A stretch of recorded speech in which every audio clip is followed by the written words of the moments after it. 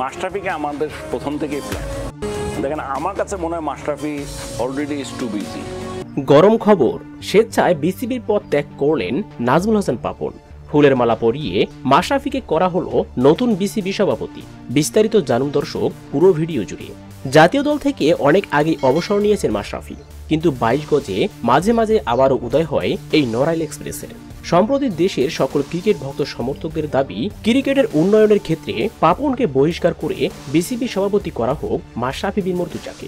একমাত্র তিনিই পারবেন বাংলাদেশ ক্রিকেটের উন্নয়ন করতে। এদিকে এক সাক্ষাৎকারে পাপন নিজেই বলেন, আমাকে এখানে থামতে হবে, আমাকে দিয়ে আর হচ্ছে না। বিসিবি সভাপতি হিসেবে মাশরাফিকে এখানে প্রয়োজন।